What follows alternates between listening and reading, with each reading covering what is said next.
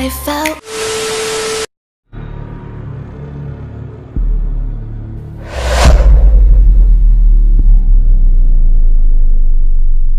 Hello friends, welcome back to my channel. তোমরা কেমন আছো? আশা করি তোমরা সবাই ভালো আছো এবং সবাই সুস্থ আছো।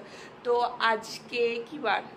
আজকে মঙ্গলবার মনে হয়, সম্ভবত আজকে মঙ্গলবার আর এখন বাজছে 2:27। তো আজকে সকাল থেকে ব্লগটা শুরু করতে পারিনি। স্কুল থেকে এসে আমি স্কুল থেকে যখন আসি তখন দেখি আমার মেয়ে চান করানো হয়ে গেছে। তারপরে বেটাকে খাওয়ালাম, তারপরে গিয়ে বেটা আর আমি দুজনেই ঘুমিয়ে গেছি। কারণ আমার শরীরটা সত্যি ভালো নেই। মানে যতটুকু না করে, মানে যেটুকু না করলে নয় সেটুকুই করতে হয়।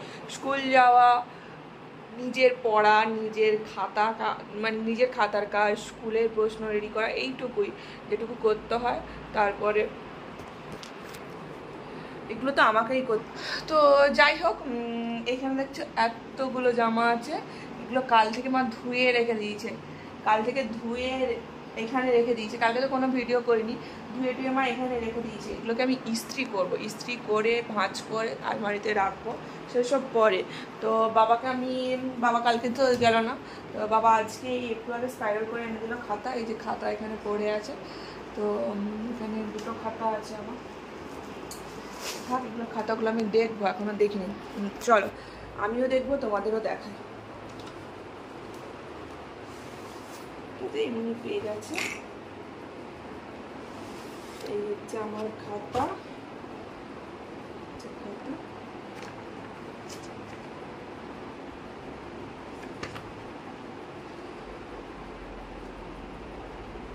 এখনো ছবি চেটাতে হবে ভেতরে, সেগুলো চেটাবো, সেগুলো পরে। এত বড় খাতা দেখো, এগুলো কষ্ট করে করেছি। তো খাতাটা আমার কাছে কয়েক দিন, কয়েক ঘন্টা, কয়েক মিনিটের জন্য থাকবে, কয়েক সেকেন্ডের জন্য থাকবে, তারপরে খাতাটা চলে যাবে। তো এই খাতাগুলো না ফেরত দিয়ে দিলে খুব ভালো হতো। তো যাই হোক, আমি আমার কলেজের প্রায় খাতা সব আমার কাছে আছে। আমার কলেজের প্রায় খাতা সব আমার কাছে আছে, কিন্তু বাট লাস্টে যে রাজস্থানের ট্যুরটা হয়েছিল, সেই যে প্র্যাকটিক্যালে মানে লাস্টের ট্যুরটা পুরী হয়েছিল। তার আগে যে রাজস্থানের ট্যুরটা হয়েছিল আমাদের প্র্যাকটিক্যালে, সেটার খাতা আমার কাছে নেই, সেটার খাতা ফেরত দেয়নি। ওই তো তারপরে তো ট্যুর থেকে এলাম আমরা, রাজস্থানের ট্যুর থেকে এলাম, তারপরে মনে হয় পুরী গেছিলাম।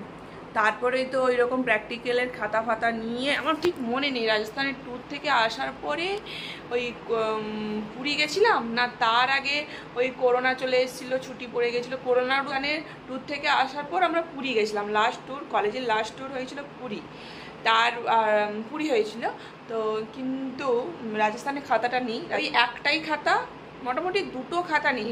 ওই একটা প্র্যাকটিক্যাল খাতা আর একটা প্র্যাকটিক্যাল খাতা, সেটাই কলেজে রয়ে গেছে। সেটা পরে নেওয়ার কথা ছিল। তারপরে তো কলেজ তো ফার্স্টে তোমার 15 দিনের জন্য বন্ধ দিয়েছিল, তারপরে তো বন্ধ হয়ে গিয়েছিলো, তারপরে তো পরীক্ষা দিলাম।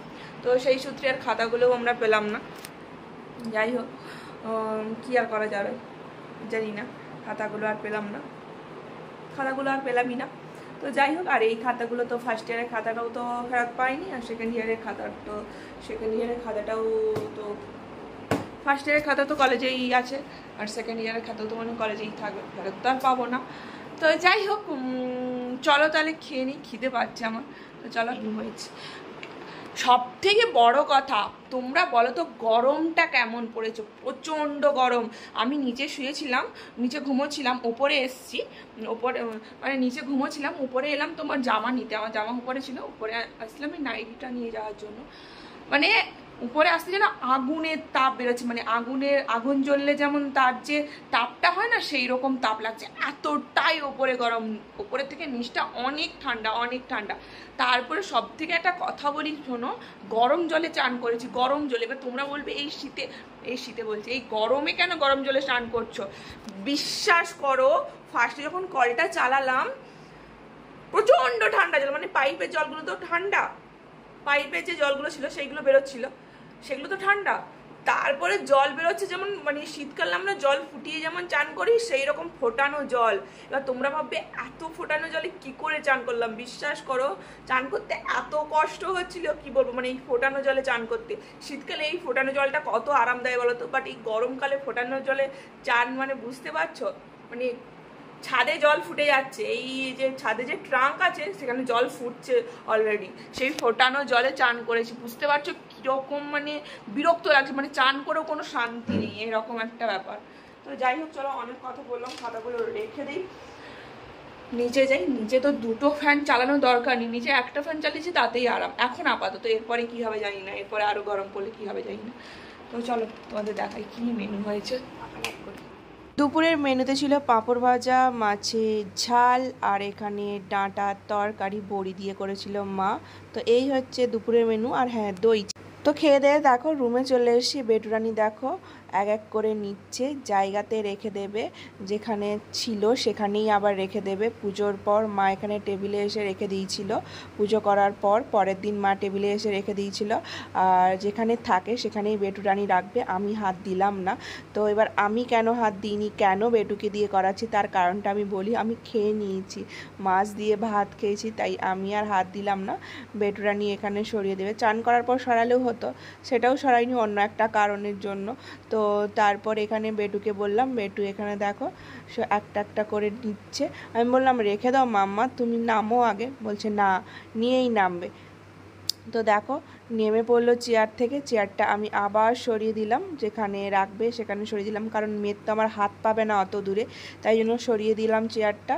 এখানে এসে জায়গাতে আবার রেখে দেবে, যেখানে আমার ভগবান থাকে সব সময় সেখানে রেখে দেবে।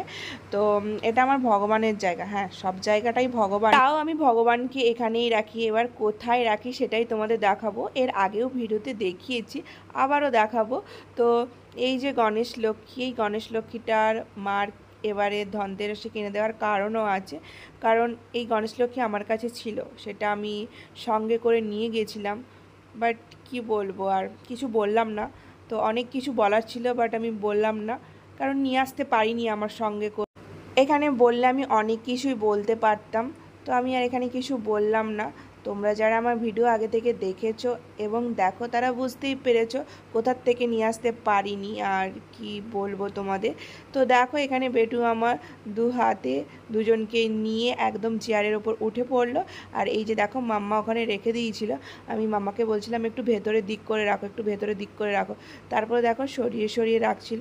তারপরে আমি বললাম গণেশটাকে ভালো করে বসিয়ে রাখো, সেটাই করছিল মাম্মা। তো চলো এখানে মাম্মা ভালো করে বসিয়ে দিক ভগবানকে ভগবানের জায়গাতে। তো এখন বাজছে বিকেল 5টা 15, এইমাত্র পড়িয়ে ছাড়লাম। যা গরম পড়েছে না, মারাত্মক লেভেলের গরম পড়েছে। তো এই যে ফ্যানটা চার্জে সব উপরে নিয়ে যাবো, আর এখানে এই প্যাকেটটা, এই প্যাকেটগুলো সব কৌটাতে পড়বো। এখানে চানাচুর, আমুল দুধের প্যাকেট, বাদাম, এখানে আমুল দুধ, চানাচুর আর বাদাম আছে। আমার ভাই তারপরে সেই জিনিসগুলো ইস্ত্রি করতে বসতে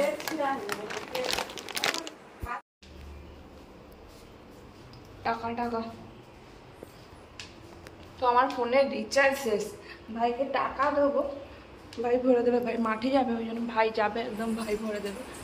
আমি আর দোকান টোকান যাবো না।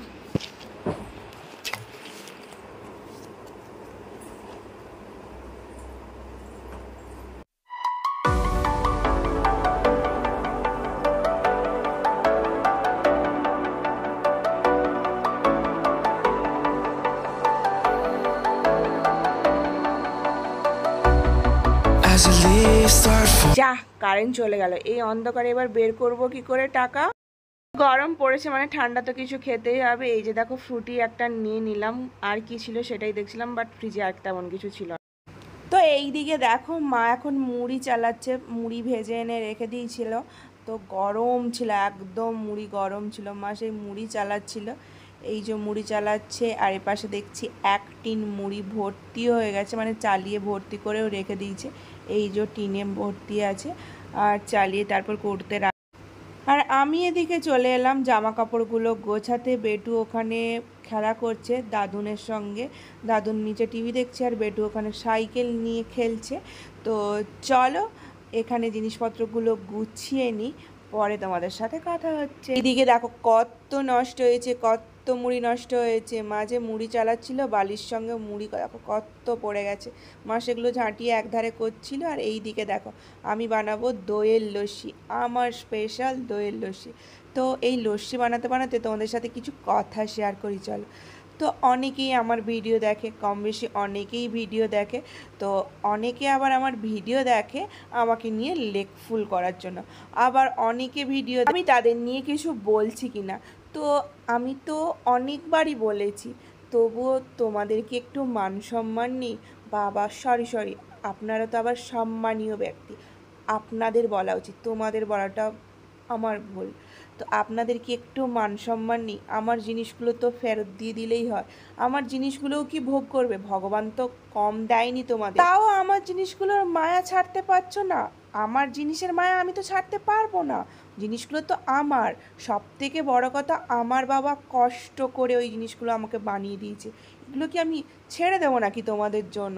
এত সহজ না। হ্যাঁ, মা আমাকে গণেশ লক্ষ্মী কিনে দিয়েছে ঠিক কথা, কিন্তু আমি আমার ওই গণেশ লক্ষ্মীও ফেরত চাই, ওটা আমার ঠাকুর, আমি কি এত সহজে ছেড়ে দেবো?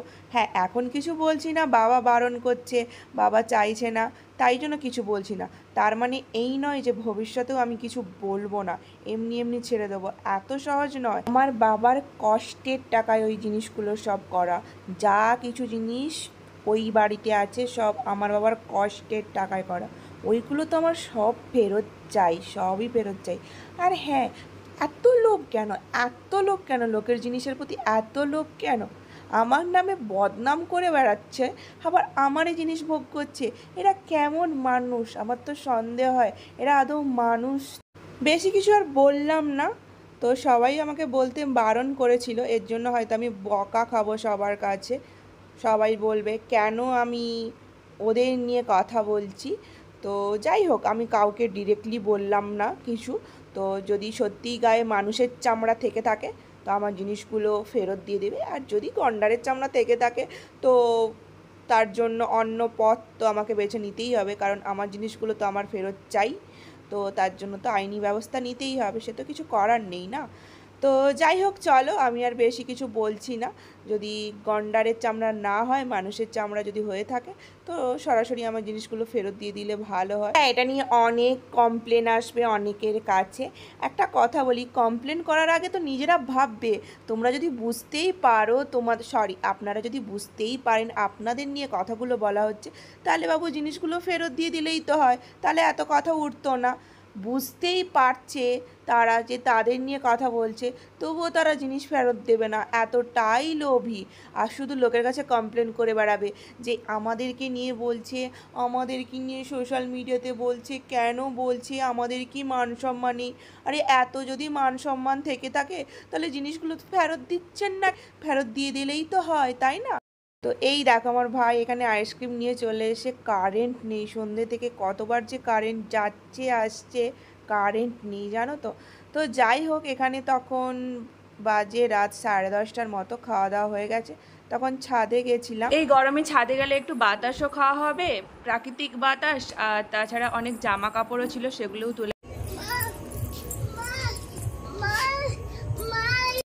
আমার মেয়ে আমার জামা দেখে চিৎকার করছে যে ওটা ম্যাডামের জামা, সে ওটা বলছে কেন মেলা আছে, এটাই বোঝানোর চেষ্টা করছে, ওটা তুলে নেওয়ার জন্য বলছে। তো যাই হোক, চলো আজকের ব্লগটা আমি এখানেই শেষ করছি। ব্লগের মধ্যে কিছু একটু ভালো লেগে থাকলে একটা লাইক করে দিও, আর যারা এখন আমার চ্যানেলটা সাবস্ক্রাইব করেন তারা সাবস্ক্রাইব করে দিয়ে পাশে থাকা বেল আইকনটি প্রেস করে দিও। Good night, bye bye.